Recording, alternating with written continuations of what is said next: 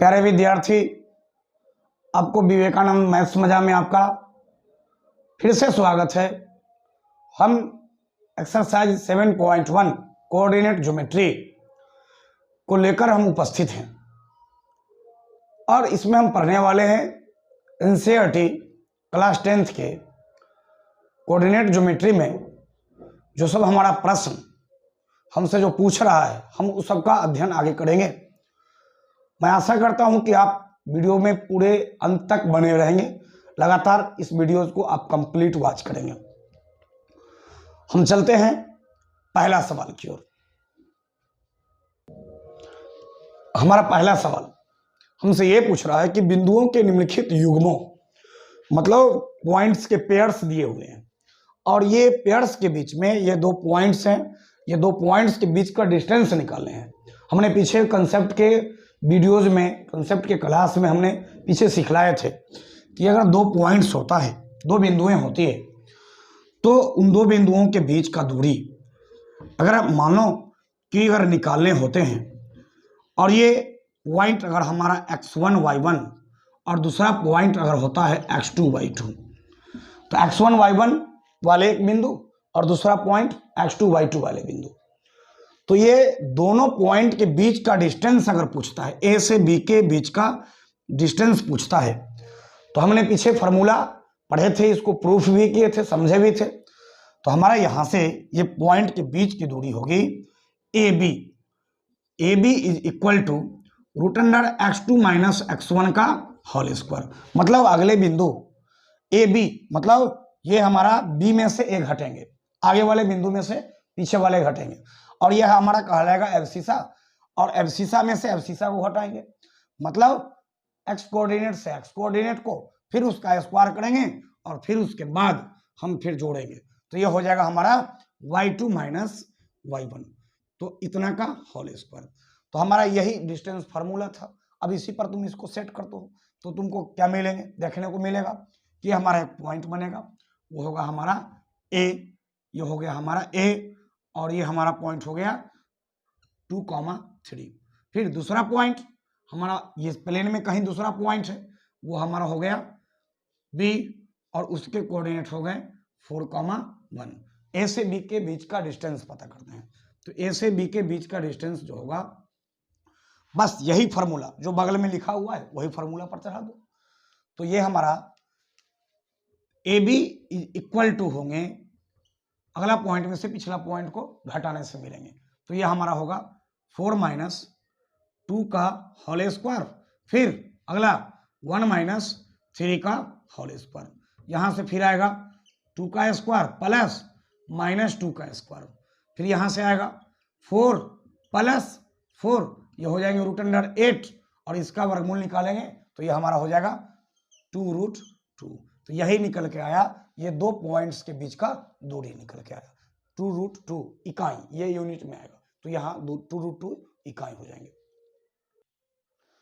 तो अब हमारा दूसरा पॉइंट, क्वेश्चन नंबर 1 का दूसरे पॉइंट में जो सवाल दे रखा है उसमें हमसे यह पूछता है कि हमारा -5 से बने, और दूसरा पॉइंट है जो -1,3 है, तो -5,7, और दूसरा हो गया हमारा -1,3।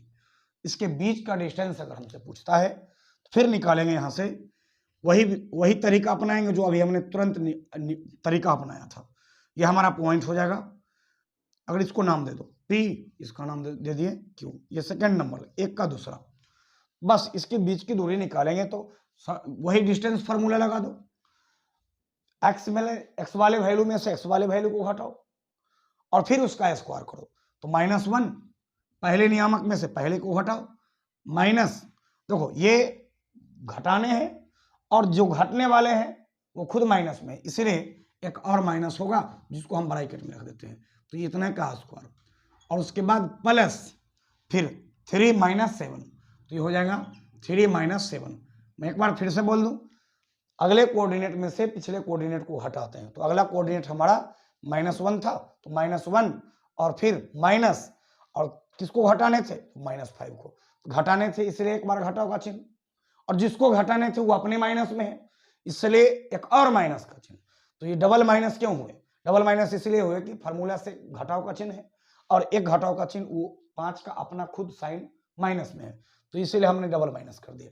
अब यहां से जो हमारा वैल्यू आएगा वो आएगा -1 और प्लस माइनस माइनस 7, ये हमारा मल्टीप्लाई होके आएगा प्लस में 5 और इतने का स्क्वायर प्लस 3 - 7, तो ये हो जाएगा -4 इतने का स्क्वायर। फिर यहाँ से वैल्यू होगा हमारा 4 का स्क्वायर और फिर माइनस का स्क्वायर प्लस में, तो ये हो जाएंगे फिर से 4 का स्क्वायर। तो यहाँ से हमारा आ गया ये 16 और 16, ये हमारा हो जाएगा 32 32, और इसके अगर वर्गमूल निकलते हैं तो आप निकालो, या तो इसके वैल्यू को आप रखो, तो इसका वर्गमूल जो निकलेंगे, इसका स्क्वायर रूट निकालेंगे, तो ये हो जाएगा हमारा 4√2। तो ये हमने डिस्टेंस निकाल लिए दूसरे क्वेश्चन का। फिर अब तीसरे पर विचार करते हैं। अब हम प्रश्न संख्या 1 का ये पॉइंट नंबर 3 के सवाल को देखते हैं। तो इसमें हमसे ये पूछ रहा है कि दो बिंदु हमको दे रखा है, अब फिर इन दोनों बिंदुओं के बीच की दूरी निकालनी है। तो हमारा ये पॉइंट हो गया, 2 पॉइंट जो गिवन है, हमको 2 पॉइंट दे रखा है। चलो हमने 2 पॉइंट बनाए, ये हमारा पॉइंट, इसको आप नाम दे दो, कुछ भी नाम दे दो। चलो हमारा ये हो गया ए और ये हो गया बी। ए से बी के बीच की दूरी निकालने हैं, ए से बी के बीच की दूरी निकालने हैं, तो मतलब आगे वाला पॉइंट, आगे बी वाले में से ए वाले को घटा देंगे। तो यहां से ए बी जो हमारा आएगा वही फार्मूला जो अभी हमने सिखलाए बतलाए, √x2 - x1 का whole square plus y2 - y1 का होल स्क्वायर। x के कोऑर्डिनेट में से x के कोऑर्डिनेट को हटा के स्क्वायर करने, फिर y के कोऑर्डिनेट में से y के कोऑर्डिनेट को हटा के स्क्वायर करने, जोड़ने हैं, फिर सबका वर्गमूल करने हैं। तो यहाँ से ये हमारा वैल्यू जो आएगा, अगर ये हमारा a होता है और ये हमारा अगर b होता है, तो यहाँ से आएगा -a और माइनस किसको, तो अगले पॉइंट में से पिछले को, तो घटा दो a और इतने का स्क्वायर, फिर प्लस, फिर ये हो जाएगा -b और उसमें से घटाने हैं किसको, तो -b में से घटाने हैं b को, तो घटाव का चिन्ह, और ये हो गया b।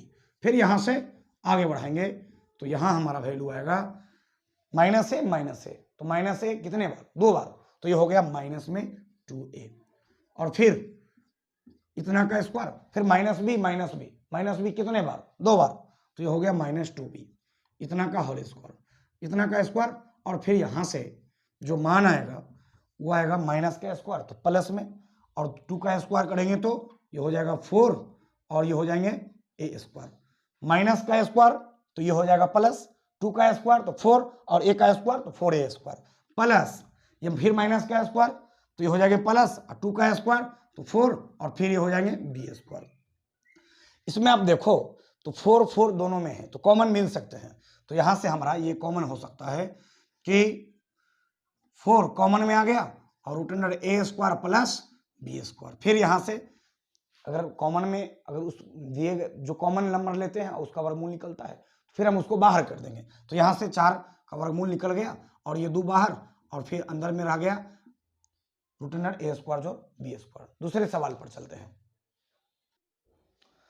तो अगला सवाल, प्रश्न संख्या क्वेश्चन नंबर 2 को पढ़ने से पहले मैं एक लाइन आपसे कहना चाहूंगा, Rome was not built in a day, मतलब उसका एक हिंदी कहावत है कि कारज धीरे होत है काहे होत अधीर। संसार में जो भी कार्य हुए हैं वो सब धीरे धीरे हुए हैं, धीरे धीरे संपन्न हुए हैं। आप अपने धैर्य को मत खोइए, अधीर मत होइए, धैर्य को बनाए रखिए। मैं आपका पूरे एनसीईआरटी, कंप्लीट एनसीईआरटी, एक एक प्रश्न उसके सवाल मैं आपका डील करने वाला हूं और मैं आपको बतलाने वाला हूं, पढ़ाने वाला हूं, सिखाने वाला हूं। विश्वास रखो हम पर, मैं आपके सारे टॉपिक्स कवर कर दूंगा। और हम सवाल नंबर 2 पर चलते हैं, फिर देखते हैं।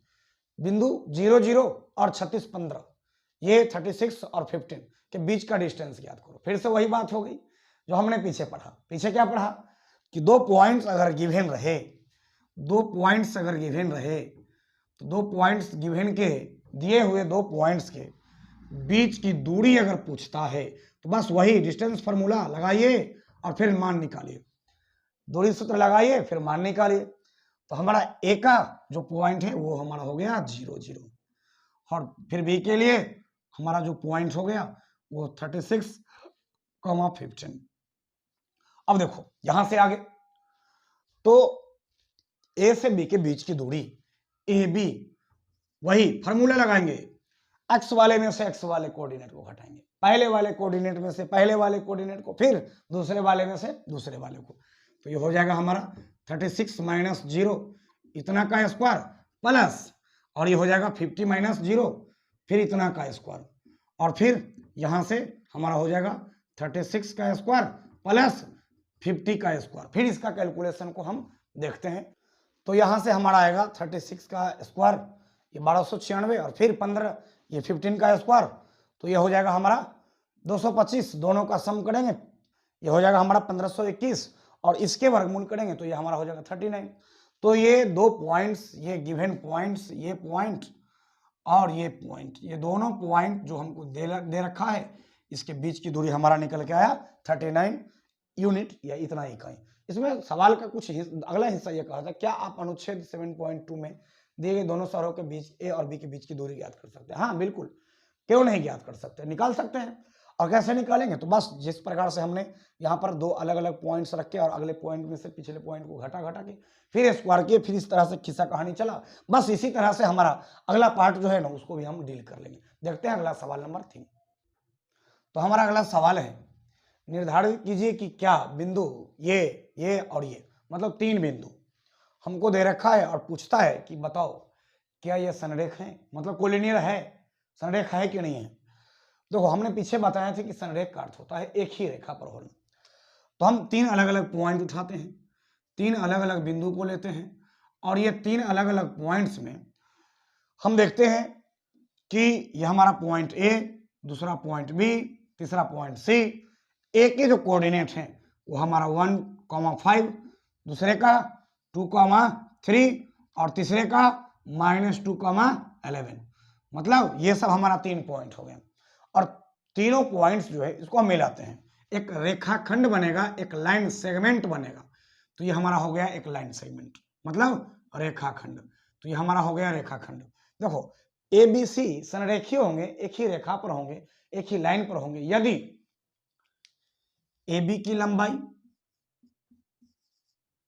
प्लस यानी कि इतनी लंबाई प्लस इतनी लंबाई BC, AB plus BC, AB और BC ये दोनों मिलकर अगर AC होते हैं तो हमारा ये हो जाएगा संरेख, मतलब एक ही रेखा पर। फिर हम AB, BC और AC तीनों के मान को निकालकर फिर देखते हैं कि क्या आता है।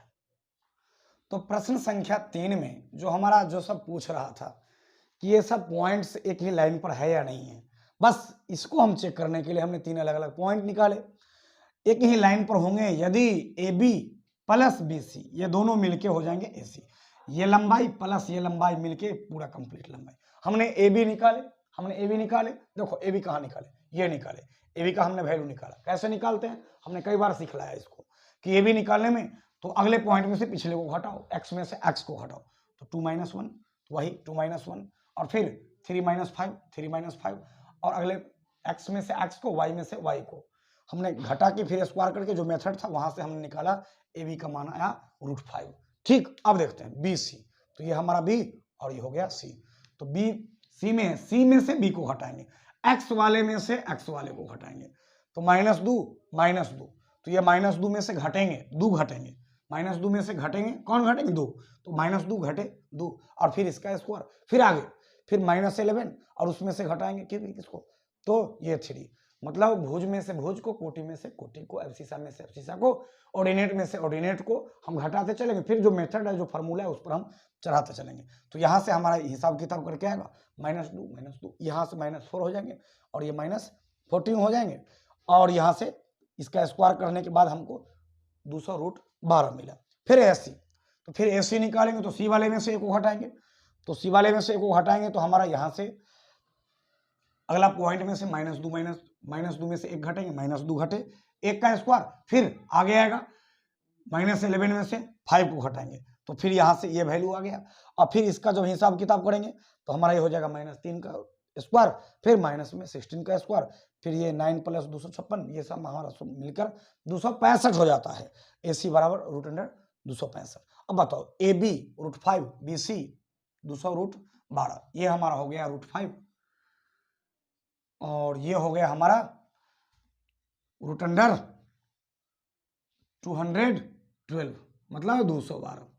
अब देखो ये दोनों का सम जो आया वो हमारा कितना आया, तो रूट अंडर, तो सम तो अलग आएंगे, सम तो उतना आएंगे नहीं जितना हमने एसी निकाले हैं। एसी का मान हमारा रूट अंडर 265 है, तो बराबर नहीं है। ए बी और बी सी ये इतने प्लस इतने, ये दोनों मिलकर इतना नहीं होगा, इतना नहीं होगा।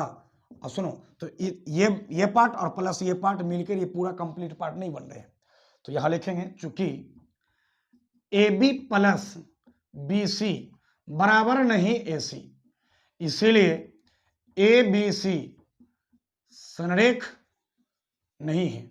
ए बी सी संरेख नहीं है अर्थात एक ही लाइन पर नहीं है, कोलिनियर नहीं है। ये दोनों का सम एसी के इक्वल नहीं है, इसलिए ये कोलिनियर नहीं है। अब हम सवाल देखते हैं क्वेश्चन नंबर 4 को। तो हमारा प्रश्न संख्या 4 नंबर सवाल पूछता है कि ये 3 अलग अलग पॉइंट्स है, ये पहला पॉइंट, दूसरा पॉइंट, तीसरा पॉइंट, 3 अलग अलग बिंदु से बनने वाला एक ट्राइंगल है, एक त्रिभुज है, जो कह रहा है कि समद्विबाहु त्रिभुज है। समद्विबाहु त्रिभुज मतलब वे ऐसा ट्रायंगल जिसके 2 साइड्स इक्वल होते हैं, उसको हम लोग बोलते हैं आइसोसेलेस ट्रायंगल। कहता है कि जो ये आइसोसेलेस ट्रायंगल के वर्टेक्स हैं, ये बतलाओ कि ये तीनों पॉइंट्स जो है मिलकर आपस में बनाते हैं आइसोसेलेस ट्रायंगल, समद्विबाहु त्रिभुज बनाते हैं। और ये सब जो बिंदुएं हैं, ये सब बिंदुएं उसी समद्विबाहु त्रिभुज का शीर्ष है। तो हम ऐसा करते हैं कि 3 अलग अलग बिंदु के लिए हम 3 अलग अलग पॉइंट उठाते हैं। तो हम 3 अलग अलग पॉइंट ले लिए और फिर ये तीनों पॉइंट को हम देखते हैं कि इसका वैल्यू कुछ ना कुछ नाम दे देते हैं। चलो इसका नाम देते हैं ए, इसका नाम बी, इसका नाम सी। ए से बी को मिलाते हैं, ए से बी को मिलाते हैं तो हमारा ये हो गया ए से बी। फिर बी से सी को मिलाते हैं तो ये हो गया हमारा बी से सी। और फिर ए से सी को मिलाते हैं तो ये हमारा हो गया ए से सी। अब देखते हैं कि वो हमारा साइड ए बी कितना है, बी सी कितना है, ए सी कितना है, तीनों साइड को देख लेते हैं। तो तीनों साइड को देखते हैं। अगर हमारा पहले साइड ए बी, दूसरा साइड बी सी, तीसरा साइड ये हमारा A C, A B B C A C, A B B C A C, अगर तीनों बराबर हो गए तो वो हमारा हो जाएगा समबाहु त्रिभुज। 2 बराबर हुए तो समद्विबाहु, कोई बराबर नहीं तो विषमबाहु। तो हमको चेक करने क्या है, समद्विबाहु, समद्विबाहु चेक करने हैं।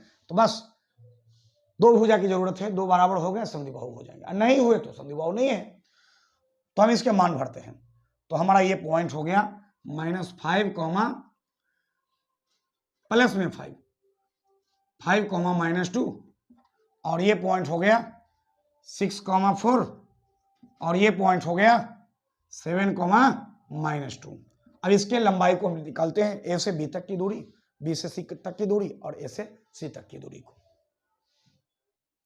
तो यहां से हमने इस त्रिभुज में ए से बी के बीच की दूरी अर्थात भुजा ए बी, फिर बी से सी के बीच की दूरी ये वाली साइड, और ए से सी के बीच की दूरी तो ये वाला साइड। तो हमने अलग अलग भुजा को हमने निकाले, ए बी निकाला, तो ए बी हमने यहां निकाला। ए बी का वैल्यू हमारा फाइनली इतना होता है √37। कैसे निकाला, तो बी वाले में से ए वाले को घटा के 6 - 5 का फिर स्क्वायर, एक्स में से एक्स वाले को, फिर वाई वाले में से वाई वाले को, तो 4 माइनस, और जिसको घटाने थे वो खुद माइनस में थे इसलिए डबल माइनस हो गया। फिर यहाँ से ये हो जाएगा 1 का स्क्वायर, फिर इसका हिसाब किताब करेंगे तो ये हो जाएगा माइनस प्लस 6 का स्क्वायर, फिर 1 प्लस 6 का स्क्वायर 36 हो जाएंगे, 36, फिर √37 हो गया। तो ये भी हमारा निकल के आया √37। तो ये त्रिभुज का ये साइड हो गया √37। फिर इसी तरह से BC निकाले, तो BC में सी वाले में से बी वाले को घटा दिए, एक्स वाले में से एक्स को घटा दिए, 7 - 6, और फिर -2, और फिर -4, यहाँ से फिर इसका स्क्वायर किया हमने, तो यहाँ से आ गया हमारा 1, और ये हो गया -6 का स्क्वायर, तो ये 36 √37। देखो हम एक चीज देख रहे हैं कि जो समद्विबाहु त्रिभुज होने के लिए हमको केवल 2 भुजा बराबर होने चाहिए, तो हो तो गया, बराबर तो हो गया, ए बी √37 और बी सी √37, तो 2 बराबर हो गए, इसकी जरूरत नहीं है, ऐसे निकालने की जरूरत ही नहीं है। समद्विबाहु ही तो चेक करना था, तो है तो समद्विबाहु। तो हमारा ए बी और बी सी, ये ए बी और बी सी दोनों बराबर है, इसलिए हमारा त्रिभुज बन गया समद्विबाहु त्रिभुज। और ए सी हमने निकाल लिए, बस चूंकि निकालने थे तो इसलिए हमने निकाल दिया ए सी भी। लेकिन बस यही दो भुजा से चेक हो जाएंगे कि हमारा ए बी और बी सी दोनों बराबर हो गए, इसलिए ए बी सी समद्विबाहु त्रिभुज हो गए। हमारा प्रश्न संख्या ये 5 है, जिसमें ये कह रहा है हमसे कि किसी कक्षा में 4 मित्र ए बी सी और डी ये कक्षा में बैठे हैं, और इसमें चंपा चमेली से कहती है कि तुम्हें ऐसा दिखता नहीं है कि ये ए बी सी डी ये 4 अलग अलग मित्र बैठकर एक वर्ग का निर्माण करते हैं, और इसमें चमेली इस बात से सहमत नहीं है, वो इस बात को मानने के लिए तैयार नहीं है। चंपा सही है या चमेली सही है, इस बात को अब हम पता करते हैं दूरी सूत्र का प्रयोग करके। पहले देखते हैं ए की पोजीशन क्या है। तो ठीक ए के सामने नीचे देखो 3 है, और बी के ए के सामने इधर सामने तो हमारा 4 आ जाता है। तो ए का कोऑर्डिनेट हो गया, ए के नियामक वो हो गया अपना सामने 3 और इधर सामने 4, ये हो गया 3,4 ए का कोऑर्डिनेट। इसी तरह से बी के सामने देखेंगे नीचे तो 6 हो गया, और इधर सामने 7 हो गया, तो बी का कोऑर्डिनेट हो गया 6,7। और फिर सी के सामने देखते हैं नीचे, तो यहाँ हमारा 9 मिल रहा, और इधर सामने देखते हैं तो 4, तो ये हो गया सी का कोऑर्डिनेट 9,4। फिर डी के सामने देखते हैं तो ठीक सामने है 6, और यहाँ से सामने आ जाता है 1, तो ये हो गया इसका कोऑर्डिनेट 6,1। तो हमने 4 अलग अलग पॉइंट पर बैठे मित्र के इन बिंदुओं को मिलाने पर हम देखते हैं कि ये कैसी आकृति बनती है। तो हमारा ये बनी आकृति ये एक चतुर्भुज टाइप का है, जिसमें 4 भुजा मिलेंगे। तो हमारा ये 4 साइड वाला एक आकृति बन जाएगा। अब ये आकृति का हम भुजा निकालते हैं, हम ए बी निकालते हैं, फिर ए बी के बाद फिर हम बी सी निकालते हैं, फिर उसके बाद फिर बी सी के बाद फिर हम सी डी निकालते हैं। तो हमारा ये हो गया सी डी, और फिर ए डी निकाल लेते हैं, तो ये हो गया हमारा ए डी। अब इसके मान को देखते हैं, इसके मान क्या सब प्राप्त होते हैं। तो यहाँ हमारा बिंदु ए के ठीक सामने 3 मिला, और इधर सामने 4 मिले, तो हमारा कोऑर्डिनेट हो गया 3, 4, जो कि हमने यहाँ लिख दिया। इसी तरह से बी के ठीक सामने इधर सामने देखने पर आपको मिलता है 6, और इधर सामने पर 7, तो कोऑर्डिनेट हो जाएंगे 6,7, तो हमारा ये पॉइंट हो गया। फिर इसी तरह से बिंदु सी के ठीक सामने, तो यहाँ हमारे मिले पॉइंट 9, और फिर यहाँ सामने देखते हैं तो ये हो गया 4, तो ये हो गया 9,4। फिर डी के सामने तो यहाँ हो गया हमारा 6, और इसके सामने 1, तो ये हमारा पॉइंट हो गया 6,1। तो हमने 4 अलग अलग बिंदुओं के पोजीशंस क्लियर कर लिए। अब इन बिंदुओं को मिलाने पर एक भुजा बनती है ए बी, बी वाले में से ए वाले को घटाने पर। तो बी वाले में से ए वाले को घटाएंगे तो यहाँ से हमारा 6 - 3, भुज में से भुज मतलब एक्स कोऑर्डिनेट में से एक्स कोऑर्डिनेट, वाई वाले में से वाई वाले को घटाएंगे, तो यहाँ से आएगा 6 - 3 का होल स्क्वायर, 7 - 4 इतना का होल स्क्वायर, तो यहाँ से 3 का स्क्वायर 18, फिर इस सब का वर्गमूल यहाँ तक आ गया।